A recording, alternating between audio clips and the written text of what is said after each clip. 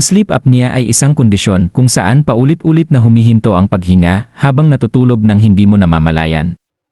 Kapag bumagsak o naharang ang iyong daanan ng hangin, ang utak mo ay naghihikahos sa kakulangan ng oxygen at bigla ka nitong gigisingin ng paulit-ulit. Sa paglipas ng panahon, nagdudulot ito ng matinding pagsisikap sa puso, utak, at metabolismo. Ano ang mga maagang senyales na hindi napapansin ng karamihan?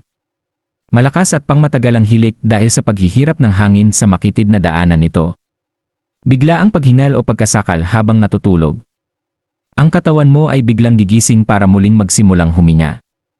Sakit ng ulo sa umaga dulot ng kakulangan sa oxygen.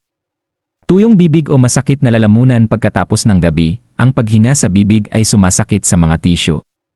Labis na pagkapagod sa araw dahil sa hindi magandang tulog na nag-iwan sa iyong pakiramdam na ubos na. Hirap mag-focus o brain fog kapag ikaw ay palaging kulang sa tulog.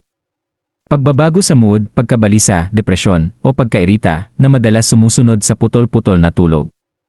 Madalas na paggising para umihi dahil na-trigger ng putol-putol na tulog ang pantog. Mataas na presyon ng dugo, ang paulit-ulit na pagbaba ng oxygen ay nagdudulot ng stress sa cardiovascular system. Nakita mo na ba ang alinman sa mga palatandaang ito sa iyong sarili o sa iba? Pag-usapan natin sa mga komento.